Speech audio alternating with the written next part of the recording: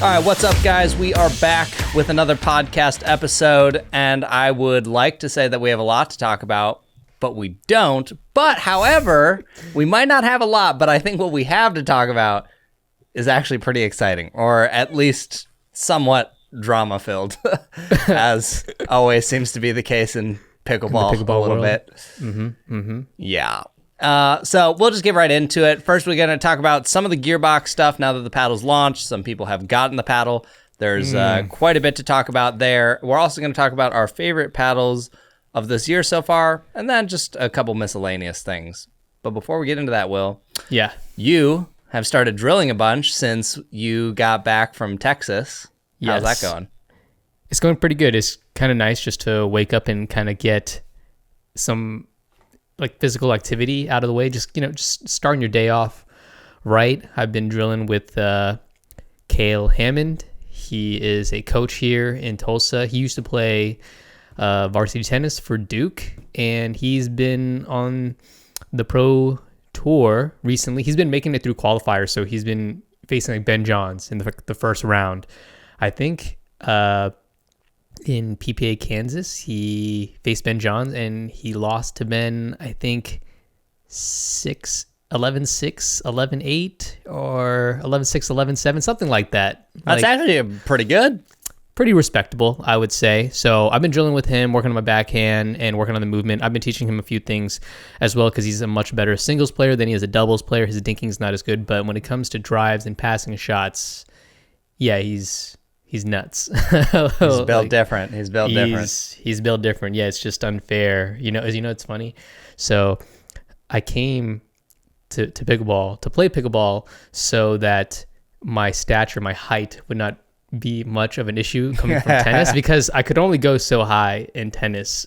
Like the serve was just such a barrier.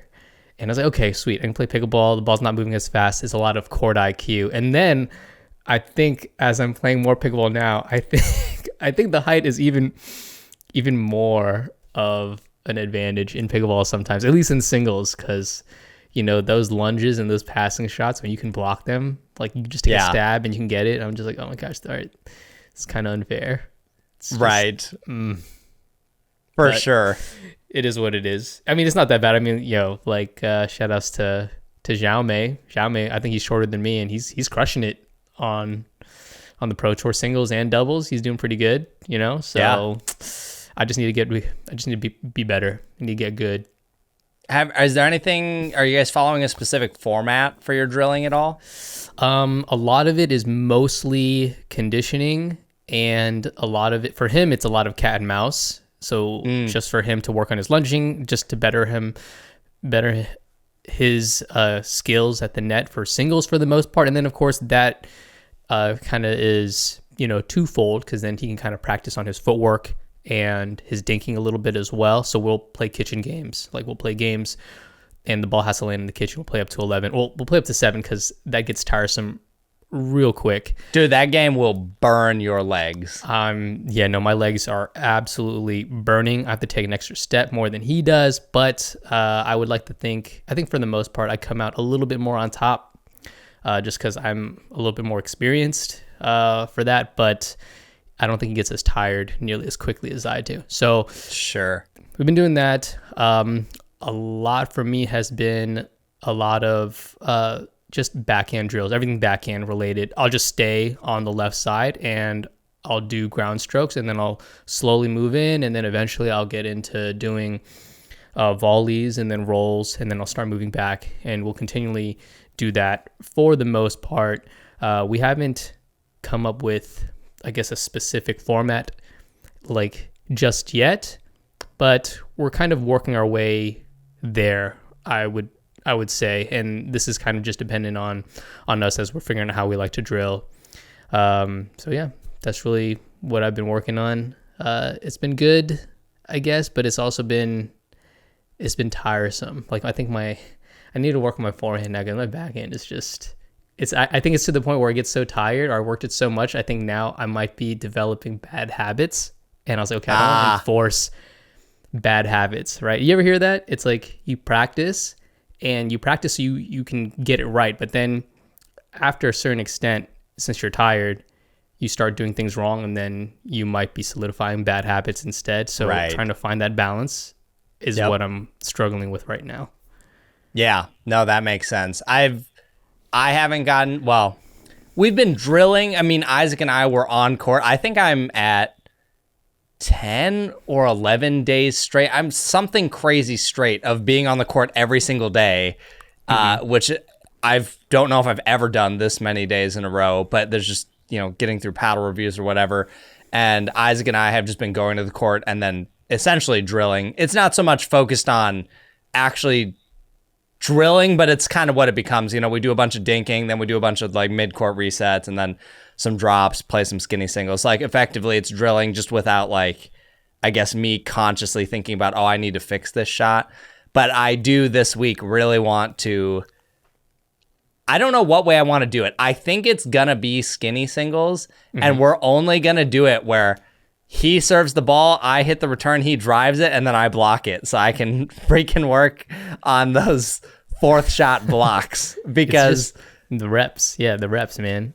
I just need reps, and honestly, I should go take a lesson with Amrik here, because he would probably be able to identify and at least tell me very quickly like what I'm doing wrong, because it's I don't know, it feels like multiple things going on for me. I don't know why that shot is so terrible. Yeah, it's something about it, man. I really feel like for me to just kind of do like a quick little punch where I see like you're a good example where you get a decent amount of power, like punch back from doing it. I feel like I do it. I'm not even taking a big swing, or even if I take a bigger swing, I just feel like I'm not getting anything out of it unless, I use like the Gearbox, but the paddle does everything for me at that point. So I'm like, I should be able to do this with a thermoformed paddle where I just feel like my blocks suck. So just firming I really up need wrist. to. What's that? Maybe is it just firming up your wrists, or I don't know if are you not hitting it cleanly? I can't tell unless I watch the footage. Honestly, that's probably part of it too. I do think some of it's probably not hitting it cleanly. But yeah, I don't know, man. I got to work on that. I played again tonight, and the guy I was playing against just kept like 3 or 4 shots in a row. He hit a down the line shot drive to my backhand, and I just hit it and floated the ball out. And I was like, this is so frustrating. I was like, this should not happen. Yeah, no. And it was even more frustrating that he kept abusing the same shot, because I was like, it's coming. But I think I've talked about this before. This is one of the worst things about me in this game and overthinking things.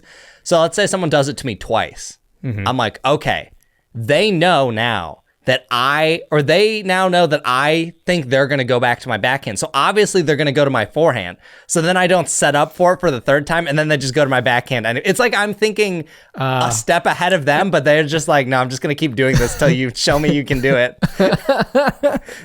So they're playing checkers while I'm playing chess, but I'm really bad at chess and they're good at checkers.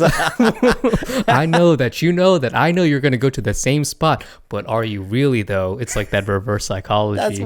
That's what it feels like. You're overthinking it. It's so bad. I think there are things in pickleball that are simpler than I make them, and I just need to. Yeah. I don't know. Here's the thing: if it works, why would you stop doing it? Right? This is true. I don't know why you do it until it don't. Speaking of simple things, there was a simple tip that increased just kind of my reaction times greatly when I was drilling with Kale, and he says, "Dude, just watch the ball hit their paddle and look at their paddle." And it might sound stupid, and it doesn't. It's like I should know this, or I know this, but he said that little extra split second that you can see where the ball's coming from or how it's gonna the trajectory of the ball coming off their paddle will help you like react. And it's true. I was practicing. I was just watching my shot hit their paddle, which I should be doing anyways. I kind of watch the ball, but he says, watch the ball, but watch it and then watch their paddle like till the very end. And I guarantee you that your reactions in your hands will be faster. And it's worked. I've been practicing that. Okay. And yeah, it's a small little tip, and to me, I feel like it's made all the difference. So I'll have to try that, because maybe that's part of it for me too. Sometimes I think I just feel like I don't have enough time to react. Like I feel like my paddle doesn't feel like it gets to where it needs to be quick enough, and then it's a sloppy shot. I mean, everything that was to my backhand tonight, that's exactly what it was. I felt like I didn't have enough time, and then I was super late, so my paddle face opened up, and then, I would sail the ball along. So I don't know. I'm going to try and drill that with Isaac this week. Maybe I'll use the ball machine. I definitely want to work on this. Nice. Before nationals, and then maybe when I'm in California, I'll just drill with people a bunch. Yeah, I feel like the ball machine will help. Also, I've been adding the two-handed backhand, like volley and swing volley, to my game. Like just to, I don't know. Like sometimes I do the one hand like pretty well, right? But sometimes I think the two hand I'm just more stable. I've noticed that I can control it a little bit better. Although I feel like I'm a little bit slow right now, I feel like I can control it just a little bit better. So I've been working on that, just to have another shot. I don't know when it'll be useful for me, but I mean, I don't think it's bad to have, more shots, more options, I guess. Yeah, definitely not. Yeah. Nice. So, yeah. Well, we will drill, and do better in Texas. Redemption in Texas Part 2. It's really funny, though. Yesterday, I played with some friends, and when we got there, it was super windy. Like, reminiscent of Texas, but still not as bad as Texas, but still very high winds. And I was like, man, it's really windy. And everyone goes, yeah, when we were leaving the house, we were all worried you were going to have PTSD from Texas. The best part is I probably got the least tilted in that wind. You had the most experience. That's why. You're a veteran. Well, what I said is I was like, guys, I trained in a hurricane. I was like, this is nothing. I think my favorite part was obviously everyone knows if you know me, I like to trash talk on the court. And people frequently joke that whenever I trash talk, I screw up the next shot. So I was like, guys, when I was in Texas, like the best shot you could hit going in with the wind coming into you was a slice. I was like, it just does some wild stuff. And I think people thought I was trash talking. So literally, I just hit a ridiculous cut. It like floats in the wind forever and before it even lands, it starts blowing backwards and then it lands and they just couldn't get to the ball in time or whatever. Okay. And we all just started laughing because everyone was like, yeah, I for sure thought you were just going to dump it in the net or sail it to the other court. It was very funny. You were going to tell me that you sliced it and then the wind blew it back like to your side of the court. Like it didn't even go over the net. And that would have been hilarious. That would have been crazy. That would have been some super nutty funny. Win. Yes. So yeah. Okay, cool. Well, drilling. Yeah. Next we will talk about some Gearbox stuff. Oh my gosh. It's all the rage. All last week. That's anything anyone was talking about. That's all the videos and everything on my feed was just showing the Gearbox videos, or on YouTube the reviews. It was just being cycled over and over. My Discord server might as well be renamed the Gearbox server because for the last 80 plus hours, it has been nothing but Gearbox. Like people will even jokingly ask, they'll start talking about a ball and people will be like, why are we getting off topic here? We're supposed to be talking about the Gearbox. It's like, dude, it's been nonstop, but it's both been good things and bad things. And bad things. Okay. So give me the D's. What's happening? So it's been a lot of QC issues, which is of all the companies I would ever expect to not have QC issues, it's Gearbox. That's what they've been known for. Anyone who's ever used a Gearbox has known that. I, at this point, own 14, 15 Gearboxes, and all of my weights have always been dead on or 0.1 ounce off, always super spot on. And then people in my Discord were getting ones that varied drastically. Okay, here, this tells you how much the Discord's been talking about the Gearbox and people being worried about stuff. Someone created a spreadsheet with everyone who has ordered one, where they ordered it, how much it weighs, the serial number, and a couple and comments that person left about the paddle.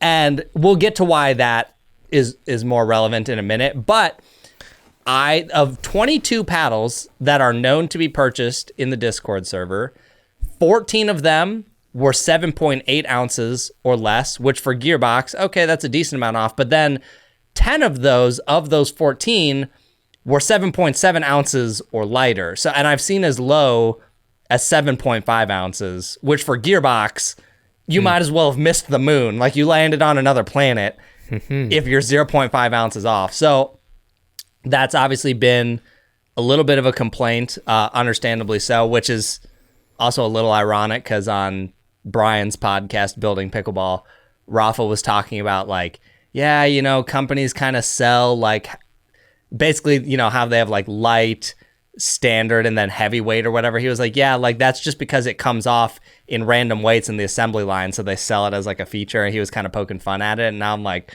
oof, that did not age well when your gearboxes are like not coming off the assembly line very right. And now 22 paddles is not like a large sample size, but 14 of those being 0.2 ounce off, and then 10 of those, like almost 50% being 0.3 ounces or lighter off, like that. All in your Discord. Yeah, like it's small, but also that's not good. Like that's definitely not on good. The higher end. Could be just be the construction of these new ones, because I thought it was all fully carbon fiber, just like their old SST. But then I learned recently, because I saw a video from Pickleball Central where they cut it open like a lateral side, and I was like, oh, there's foam in this thing. Like they've definitely there's like tons of foam. Yeah. So it's definitely constructed a little different, than what I had imagined. So, it's not. I think there's definitely some marketing, magic that Gearbox has implemented. Not to say that is bad or anything, but it's not what I thought it was. Bad. Yeah, definitely not what I completely thought it was. I was thinking about after seeing, I was like, man, should I make a little retcon on my review? But nah, I think it's fine. But yeah, it's when I saw that, I was surprised. I don't know if you were surprised. Did you see it? Yeah, I saw it.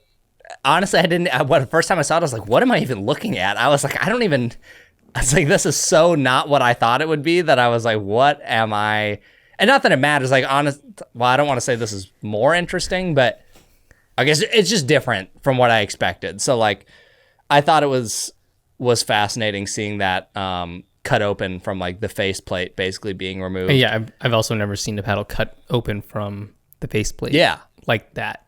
Yeah, so that was pretty cool as well.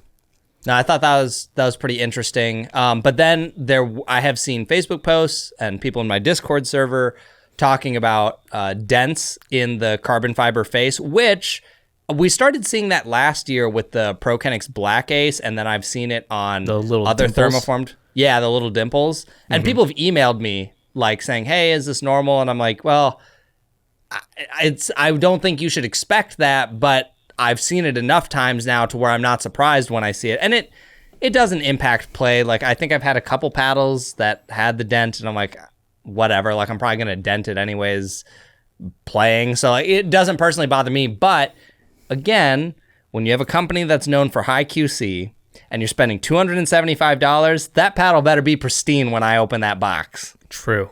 In fact, that paddle should like clean me. That should be like, that thing should be spotless, and so should I. Like, you open up a bar of soap, you're about to, go in the shower, you're gonna exfoliate with the Gearbox. Yeah. Oh shoot! I wonder if this grit is gritty enough to exfoliate my dead skin from me playing singles for 4 hours straight. I don't know.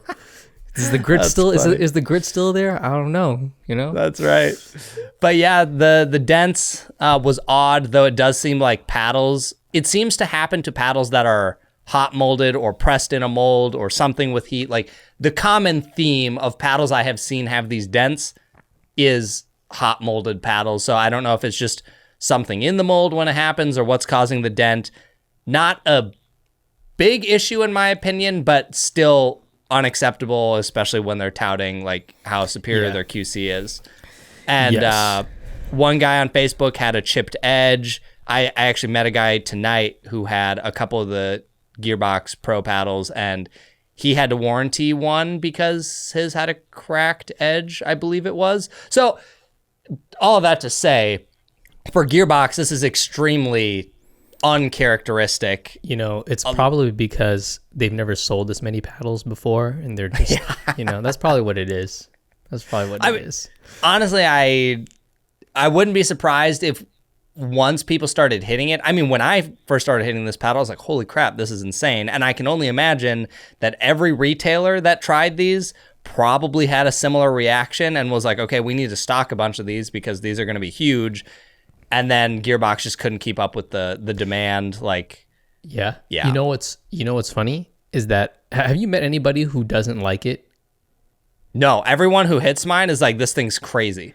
I haven't met, but I heard a few people. So Kale, the guy I drill with, I gave it to him and he liked it. He was like, but I don't think he loved it or anything. Sure. He's playing with the Pursuit Pro. He really likes the Pursuit Pro. And Yeah. I think the Pursuit Pro is a great paddle. But he went to go drill with some other pros in OKC.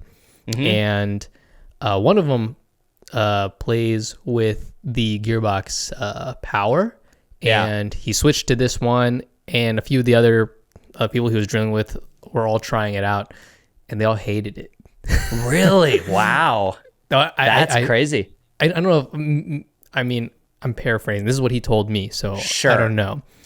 But Sure. he told me that they were all just pop it up. They couldn't dink with it for whatever reason, or it was really tough for them. And I mean, I can see that, but I just thought it was interesting that one of the players plays with the new CX14 Power, and then I feel like that'd be an easy transition to the new Gearbox Pros, but yeah, he didn't like it. Yeah, that's interesting. I mean, the only thing if someone doesn't like it, it's just because it has too much power. It's not like, actually, for example, yesterday I let my buddy hit it. He was like, yeah, just like, let me see that thing. I've heard you've been talking about it. Dude sailed his first like 7 returns. We were playing singles. Every return just missed. And I was like, dude, just gently bump the ball. Like you don't have to take a full swing. He was coming from a Lux, so I'm sure he's a little used to. Oh yeah. It's a pretty big jump from a Lux. But actually, you talking about that leads perfectly into the next point, because this was, I think, what started most of the talk in my Discord server. Was people were saying it doesn't. They were like, this isn't powerful at all, and I was like, what? I was like, are we even hitting the same paddle? Because so I loaned mine to a friend. So when this first started happening, I couldn't go back and hit mine. So I started seeing this, and at first I was like, okay, like I don't know. I kind of disregarded it at first, and then I kept seeing ones pop up, and I was like, okay, there's a lot of noise about this. And then when I finally got mine again, I all these things started going in my head. I was like, did I not hit this paddle properly? I was like, what is going on? And then when I got mine, I was like, no, it still hits really freaking hard. So there's a whole lot of thoughts going on right now. People wonder if the Pro or the Power and the Control models are getting mislabeled because they're the same exact shape. And the only thing that's different is the branding on the outside. Yeah, and the color. So some people are wondering if their Pro one is actually a Control and they were mismarked, which is why that guy was making that spreadsheet. He was kind of seeing if the serial numbers like maybe matched anything. And then there's been, I think, about half the people, according to the spreadsheet, half the people who bought it were like, yeah, like the power wasn't really what I was expecting. Some people were even saying stuff like, yeah, I think my Pulsar hits harder. And then I was like, what? A Pulsar? I was like, Pulsar is one of the softer. Pulsar hits hard. Yes. But like, does it feel compared like to it the hits Gearbox? hard? Okay, like, so that's the thing. I'm telling you, part of why people think something hits hard is the experience, the feedback that they get, like the sound and the Rafa feel. actually talked about that with the sound on that podcast. I don't know if you saw that. I thought that was interesting. No, I didn't. This is the one when Rafa was on building Pickleball. Yeah, he talked about how in the past, like some of their paddles made a noise that people didn't like. And even he was like, I can make 2 paddles the exact same, but I can do some stuff to change the pitch that the paddle makes. And every time, I think he was saying the ones that are higher pitch, people perceive as having more power, and ones that are lower pitch, they think it doesn't. And he was like, I've literally tested that. I believe he said he tested this. And he was like, yeah, but he's like, it doesn't even matter. I can't tell them they're wrong because the way you perceive like is your reality or whatever. So he's like, I just had to tweak the sound. So I do I think I mean, clearly there's something to that. Yeah, no, there's definitely something to that. I think the sound and this kind of goes back to EVA foam paddles. Those paddles hit hard, but they don't necessarily feel like they hit hard. If you've ever hit with one, it feels rather soft when the ball touches or comes off the paddle face. It has this very muted, soft kind of feel, but it bounces off really fast and really high or far away from the paddle face. And that's a similar experience that, I get with the Gearbox. So it could very well be the sound. I think that has a lot to do with it. And this goes back to, you and I always talk about the paddle having a lot of pop versus having a lot of power. Some paddles have both. Some paddles don't have, some paddles have good pop, but not a lot of power. And some paddles have good power, but not great pop. Some have both.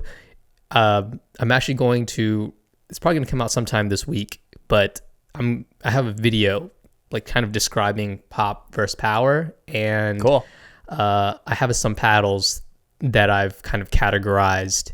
And I think some of them, you can make the argument that they can belong in both or one or another, but it's just kind of interesting because that is the experience that, you and I and people have. And I don't know, until you or John figure out a very good way to kind of measure this, it's going to be hard to describe it to people, Yeah, for sure. I mean, we're trying to work on something. I know someone here who's trying to help build something, which will hopefully start being able to help a little bit. But yeah, it's been very interesting watching the chatter about the power, because I played with mine again tonight. I was testing the Lux, and then I was like, let me hit the Gearbox a little bit. Dude, one of the games, literally 6 free points from my serve alone. Like, there is no other paddle that I get serve speed. And even the people I'm playing against are like, what on earth is this thing? Like, my friend was literally like, I have never seen you hit a serve this hard before. Yeah. I trust you. I know when we were warming up for singles back in Texas. Yeah. And we were playing King of the Court and you were hitting your serves. I was like, oh my gosh, this thing is coming like a rocket. This thing is like, like Deckelbar's serve. I was like, geez. That's why, to me, what's so interesting about this is, and at this point, I'm open to all theories. Like, who knows what could be going on with the fact that there's dents, with the fact that there's chips, the weight is off. Like, maybe something with the core is not being quite right, and like some people's are not as powerful out of the box. But let's just say, hypothetically, they're all the same, and people's expectations just weren't met, because obviously all the reviewers like talked about how hard these hit. So I do think it's possible that there's some expectation miss, right? Like, maybe people were expecting like full-on super core crushed delaminated speed, which, like, I mean, it's kind of close. When you were hitting your serves, I was like, okay, this is close. This is up there. I definitely think a fully core crushed one still hits harder, but like, yes, I agree.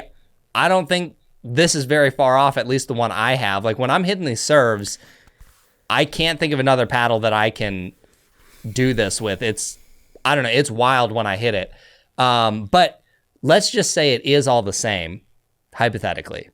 I'm like, I don't even know how someone could perceive the power as not being there. I'm like, I feel like if you just picked mine up and hit it, there's no way you could not. I don't know. Everyone I've given it to says it. Like, the friend I let borrow it, he's like, dude, this thing's a body bagging machine. He's like, he even showed me a picture. He gave someone like a giant purple welt in their chest.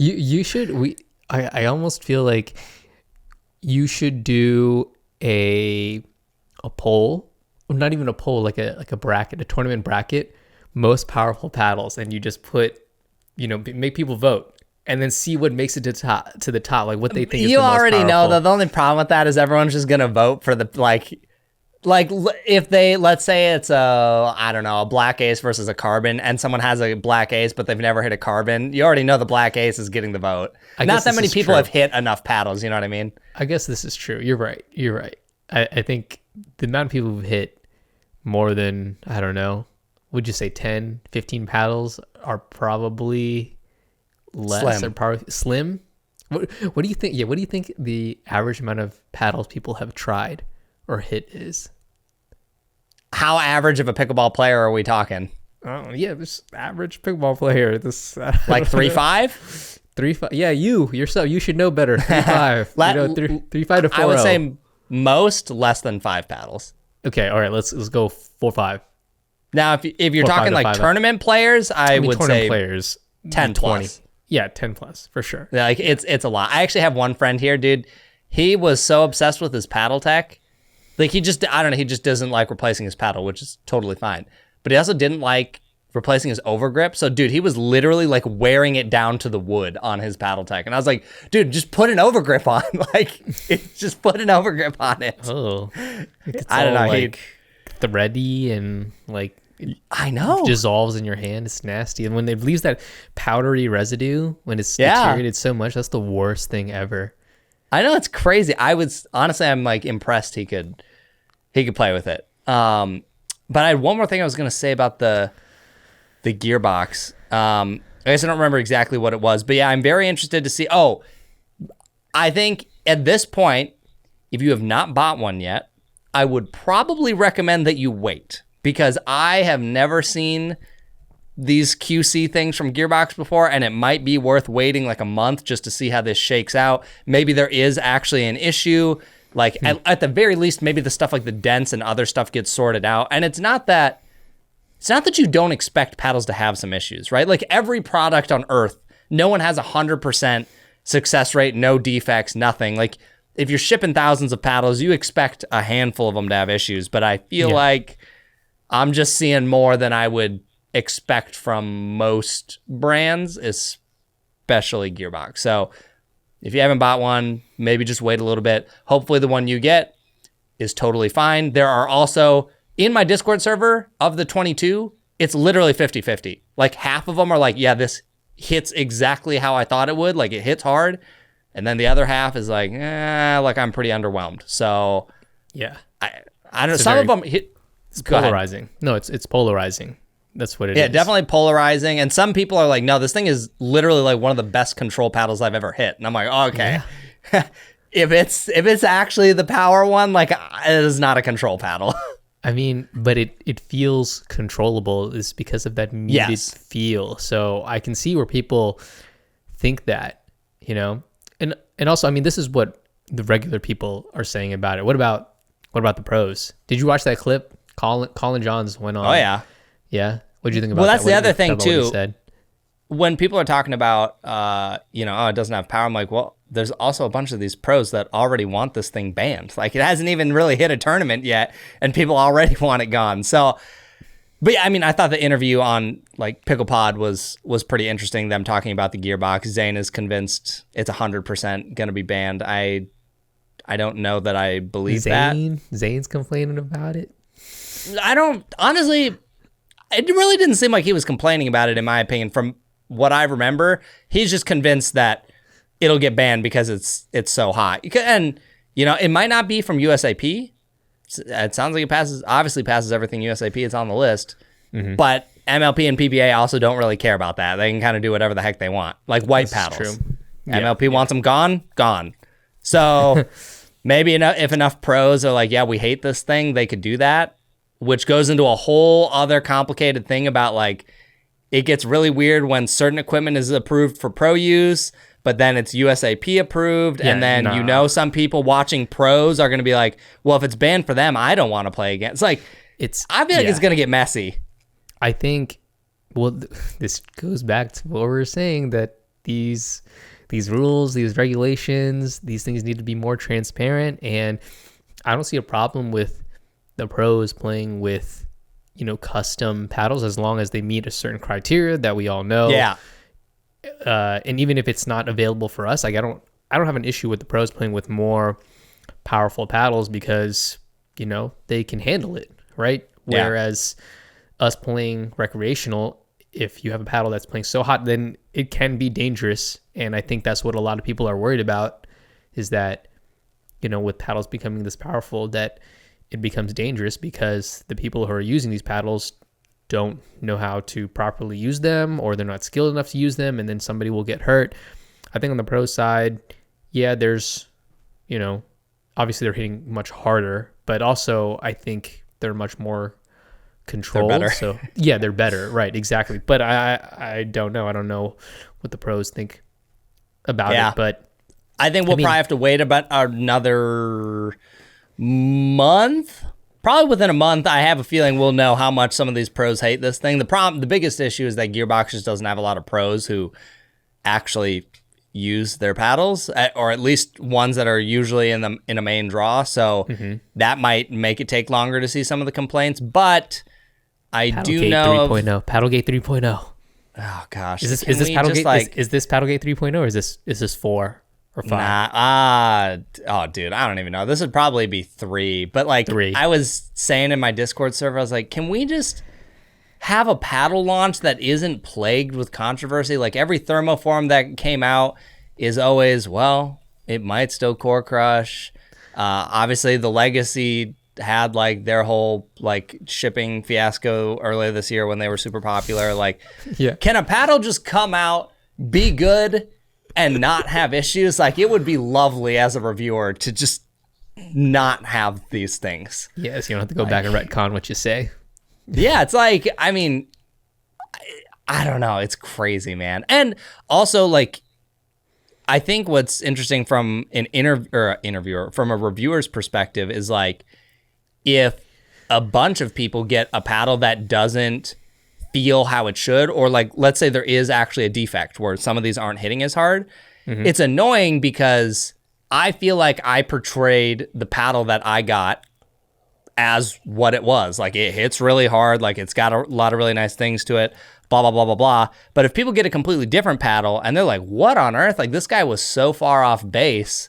I feel like it's bad for the reviewer in the sense that it like makes you look like either you lied or you got a different paddle or whatever it is. I don't know. It's just kind of, I feel like, annoying. Yes. No, I get it. I feel you.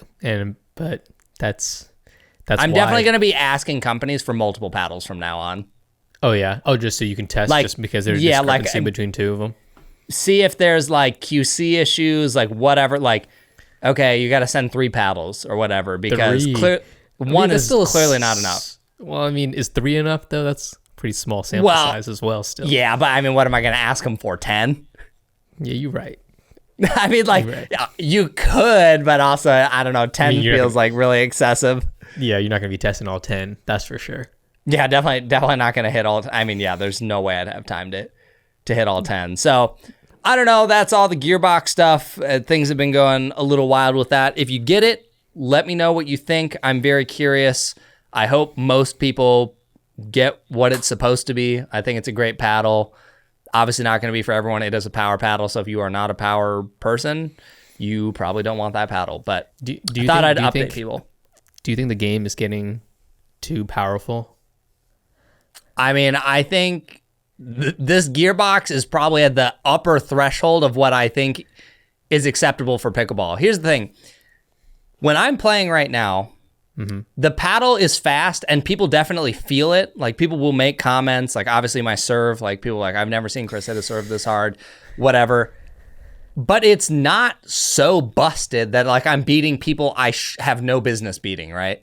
Right. So that's where I'm like, okay, like, yes, this paddle's really hot, but also, like, people who should beat me are still beating me. So I don't know. It's kind of in a weird spot but I think if we go a step above this, I don't know. I would be completely okay if this was the cap and we never went over it. Yeah. Okay. All right. Fair enough. I'm not sure either. But I'd like to see the limits being pushed, just for, if anything, for the pros, because I want to see how fast they can hit it and still keep it in, because I want to see the skill involved to combat these really hot paddles, to see if you can win without a paddle being like this hot, because I don't think it's good to have it this hot. Like, you just lose control. Like, I almost just feel like, I think we talked about this before, but as you go through the levels as you're progressing in skill, right? You have maybe a control or a softer paddle, and you're looking for more power. Then you get too much power, and then you dial it back down to control. And then you play better players, and you're like, oh, I need to put away the ball, so you go for more power. And then it's kind of like this roller coaster, right?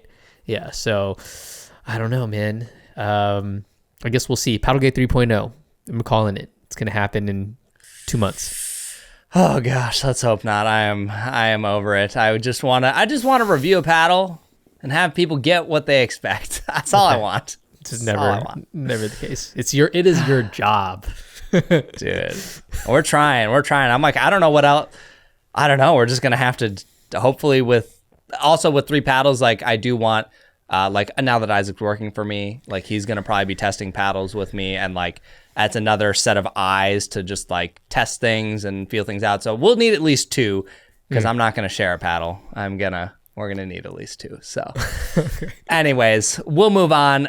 We did want to talk about our favorite paddles of the year so far. These are not in any particular order. I just thought it would be fun for us to go over like, what have we really enjoyed using this year? And for me, that mostly means that I would go use it in a tournament and be happy about it.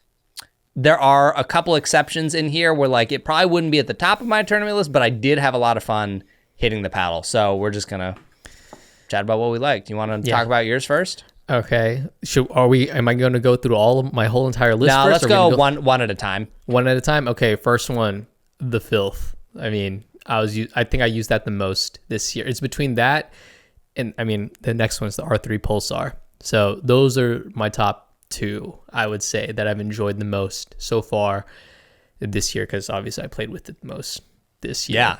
Yeah. Filth definitely vibed well for you. And for my brother, he loves that thing. He won't put it down. Oh, that's right. Yeah, he won't put it down. It's I would say one of the more, it's so weird because now that I'm playing with more, because to me it used to be one of the more popular paddles, but then some people said, oh, this thing hits like it's soft. And I'm like, what?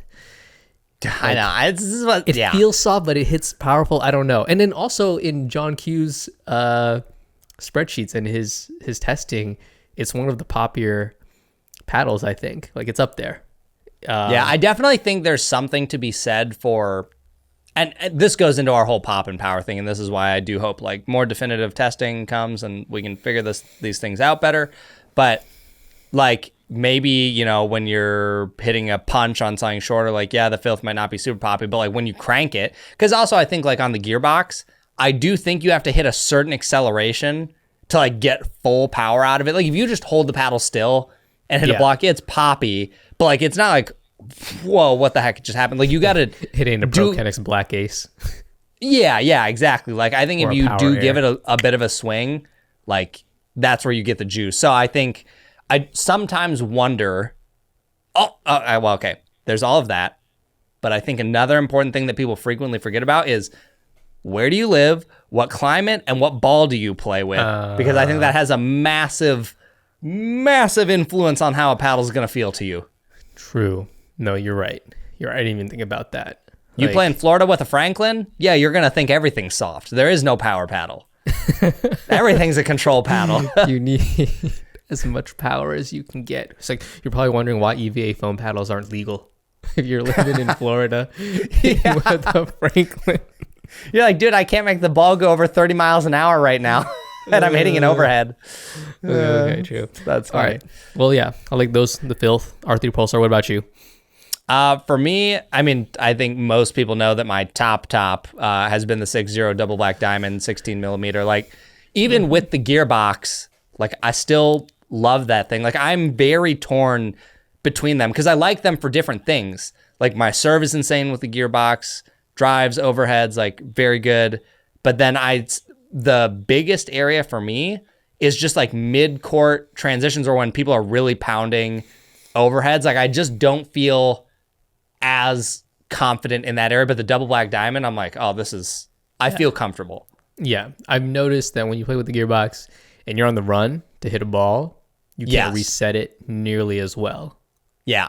I think just with it being a little poppier, like you have to do so much less, and I'm used to having to do, like I just haven't calibrated yet. You know what I mean? Yeah, you haven't recalculating. Yeah, that's right.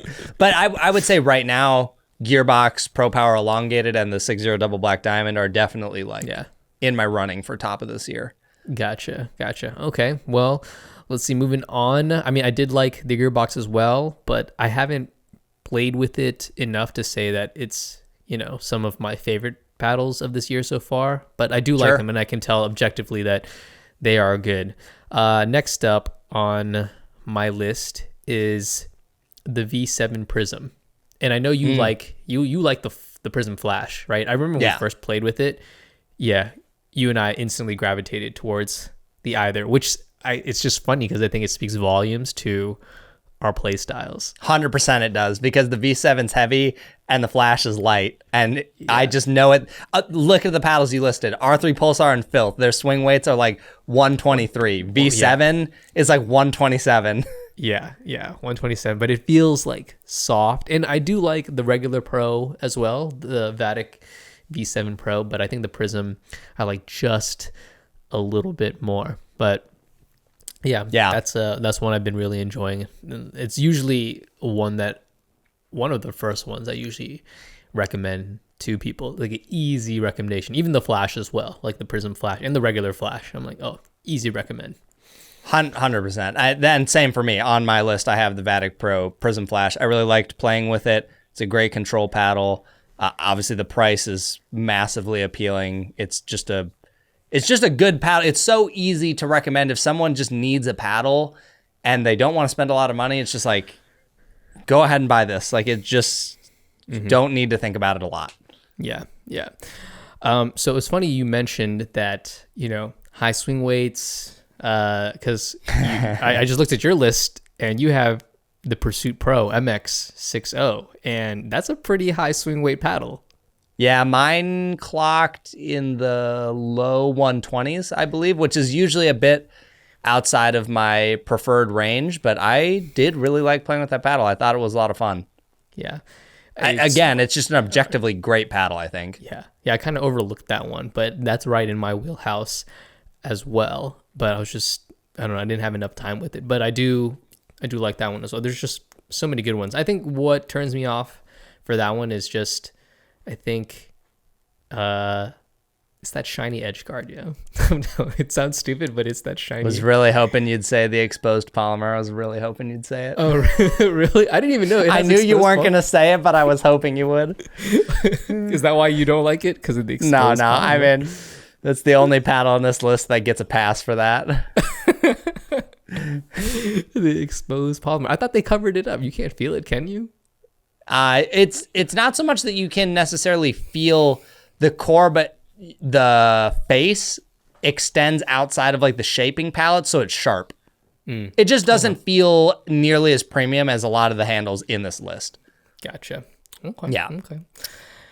All right. But let's see. yours, the opposite. You have the exact opposite of me. I had a heavy one. What's your light one? Yeah, the Grooven Movin' 13S. That's so funny. I know. It's like the exact opposite. You couldn't go more opposite from what I like to the 13S, which is one of the lowest swing weight paddles. And not elongated. Not elongated. It still has a long handle though, and it's also 13 millimeter. And I've usually don't like the thin core paddles, but this one, I think that one to me is special. Like, it's just different. There's nothing else, in my opinion, out there that's kind of like it. It has those combination of like traits, and it's really fast, and it feels solid. I love that one.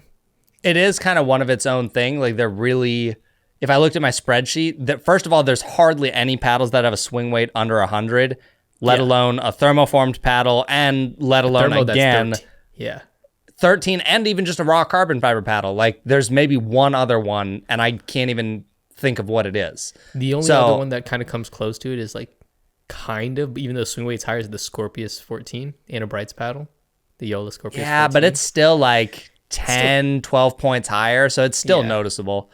Yeah. But yeah, I mean, the Grooven 13S, like, I haven't had enough time with it, kind of similar to you with the Engage Pro, but like, I think that one, I want to do a video on it because I I think it's worth talking about because the demographic for like fast hands, thin paddle, thermoformed, raw carbon fiber, like there isn't anything like it. So I think there's a segment of the audience market that it would appeal to for sure. Yeah, because the game is getting faster.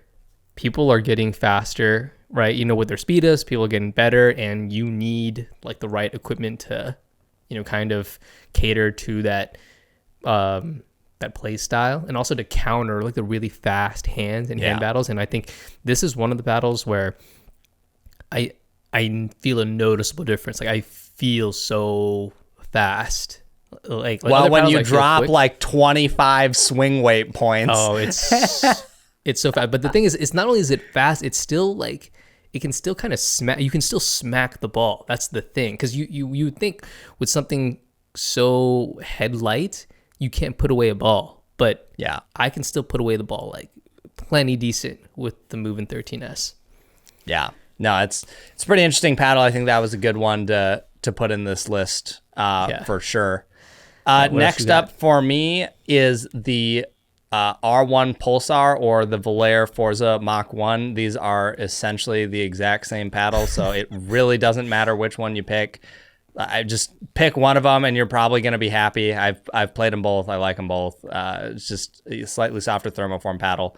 But yeah, the thing, if I was picking, if I had to pick between them, I would choose the Forza because that blue gradient is super sexy and the rhombus is a little flatter. So like if I'm going for style point, if the paddles are the same, I got to go for style points, and Valair definitely hits that. But those paddles were good. Like I liked using it.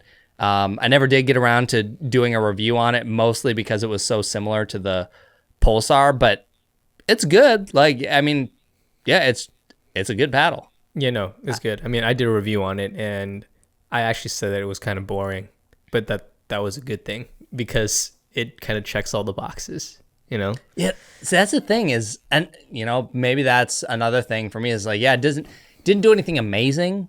Well, no, it does a lot of things amazing. It's a very good paddle, but when it came out, there were so many amazing things that it was like, well, I mean, there's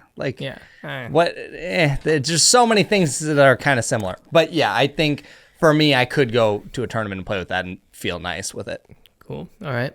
Well, next up on my list is a paddle that's kind of different, and this one like threw me, you know, by surprise as well, which was the Pickleball Apes Pro Energy line. I was pleasantly surprised by that. It was kind of like love at first hit. As soon as I made contact with the ball, I was like, oh, this is nice. Like it was like, I felt like it was calibrated specifically for me. That's what it felt like. It does. Here's the thing.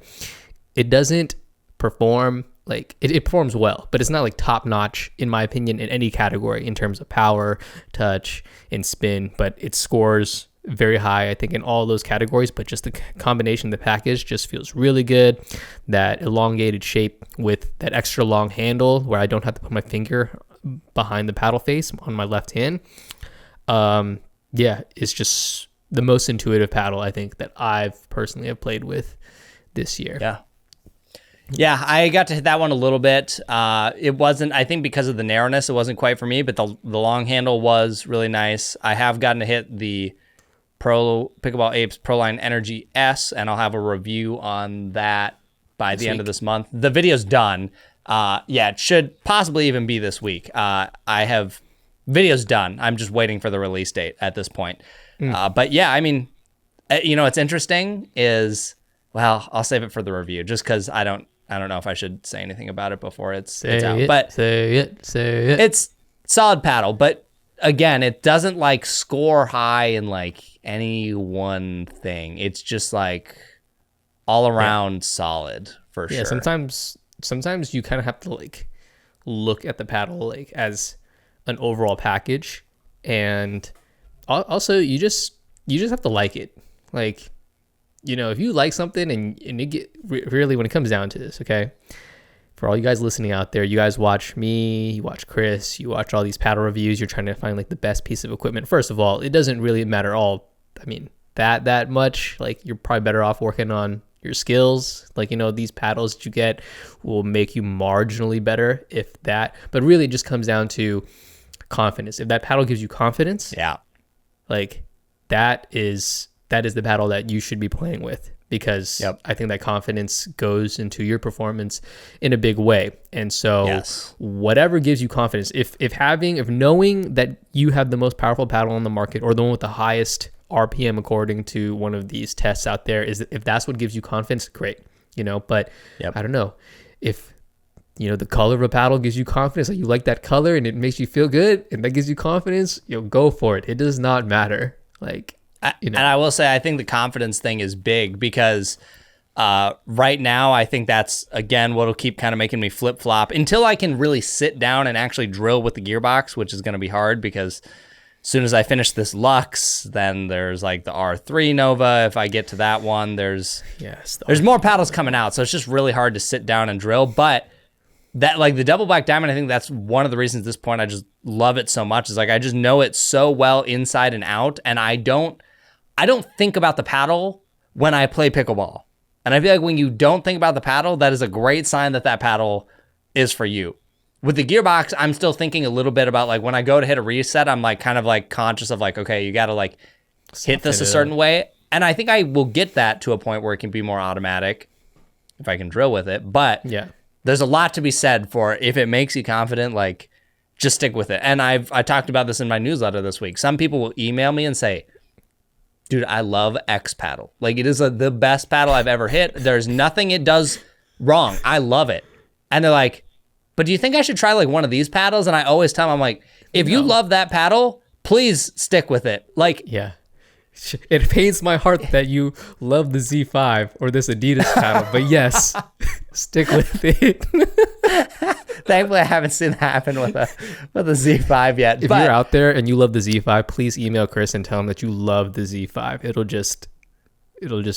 get his blood boiling, but it'll make me happy. That's so funny. But yeah, I mean, if it makes you confident, man, there's just no reason to try something. It's fun. Here's the thing, like, I'm a gear nerd. A lot of people in my Discord, gear nerd, you're a gear nerd. Like, we all love trying new stuff. It's a lot of fun. But in terms of your game, it's definitely not good for your game to be trying paddles all the time. Yes. No, it's definitely not. Yeah, man, all these new paddles coming out, switching it up. Yeah, that's why the drilling is especially so when you do polar opposites. Imagine me tonight going from the Lux to the Gearbox. Oh, yeah. It's night and day. Speaking of the Lux, that's actually one of my favorite paddles, like, that I've tried this year too. I know it's coming out soon. I mean, when this releases, it'll probably be coming out in the next couple of days, but we've seen a lot of people out there who've had it, who've gotten it, who've tried it. Yeah, I really enjoy that paddle, just the overall package, and its feel, the look of it. Look is top tier. Look is top tier for sure. Top tier. Sucker always kills it with the design of some of these paddles, and they do it. Like, there's a lot of good looking paddles out there, but they're like, it's kind of hard when you're just, it's just raw carbon fiber and it's all black, right? Yeah. And it's not you have much a logo.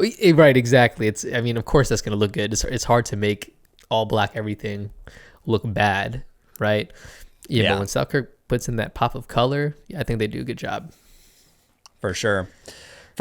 Well, I only have two left, so I'll just go over them really quick. The 6-0 Black Diamond, while I have not reviewed it, I have enjoyed that paddle. I think it's fun. It's got nice pop. It's one that when the purple Edgeguard one comes out, I will probably try and do the video on that, or at least my plan is to get to that at some point. But yeah, I think the 6-0 Black Diamond is just a solid all-around paddle. I would still personally choose the double Black Diamond over, but if you do want more power than that, Black Diamond is good. And then my last one, this one was just a lot of fun for me. I don't know that I would feel as confident as some of these other ones going to a tournament, but the Paddletech Wave V3, like, I really did like doing that review. Every time I went out and played with it, I was just like, this is a fun paddle. It's fast in the hand. It gets good enough spin. It's not top tier, but it was good enough. And just like the pop at the kitchen line was just really nice. It's just a good paddle. Mm-hmm.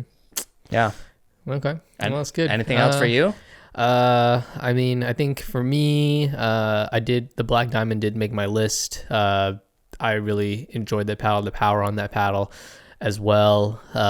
Couldn't really switch to it just because, I mean, I had a really good time with it playing singles with it.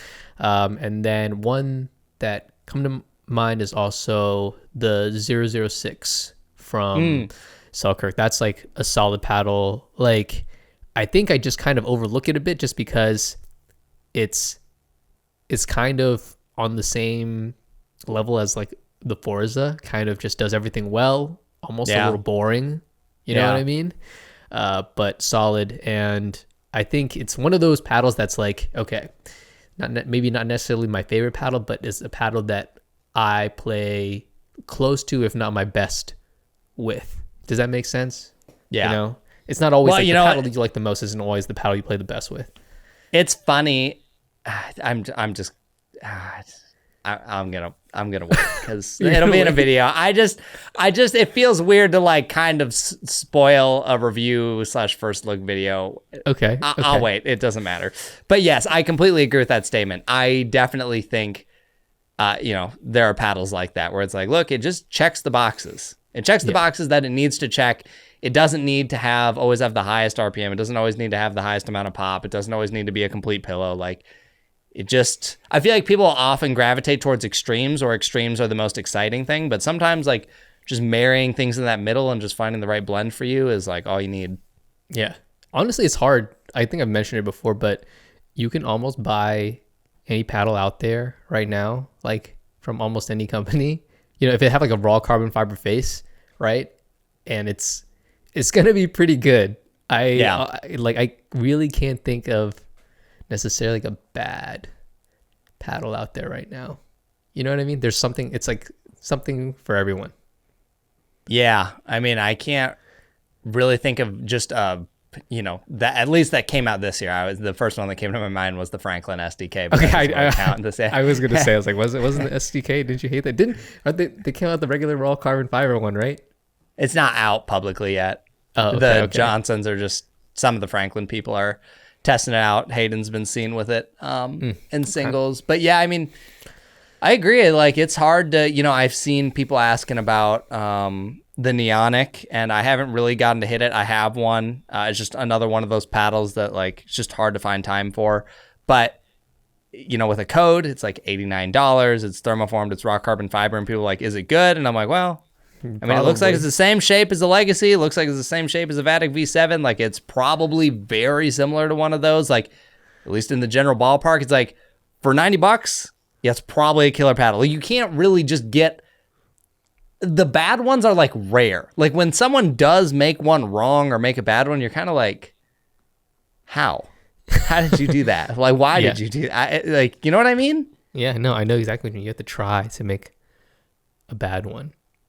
Yeah, I don't know. I would feel confident. Now, obviously, not every paddle is for everyone. Like, some people probably can't play with the Neonic or whatever. But you're not going to get one and have it be like a Franklin SDK. Like, those are kind of in its own territory. Like, I'm trying to think. Like, I'm going to look at my shelf behind me right now.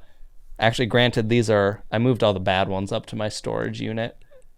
I was trying to just like look at my shelf. Well, it's like old ones, from like last year and other things. But I'm trying to think like what came out this year that I've just completely hated. Like, I know I'm missing one. I'm sure there was, but yeah, I just like I can't immediately think of one. So I don't know. That clearly goes to show you that generally speaking, most paddles on the market are quite solid. I mean, I guess the Engage Ultra. Oh, yeah. Okay. Duh. That was an obvious one. Yeah, that sucked. That thing sucked. That was partially price, partially performance. It was kind of a hybrid of both. Like, was it as bad as a Franklin SDK? No shot. But the price, yeah, now it's as bad as an SDK. I see. for value performance by yeah. So I don't know. You got any other paddles, or is that it for you? Yeah, that's about it. I would say. Yeah, there's not much else. I mean, there's more paddles coming out in the pipeline. I just don't know if we should be talking about them.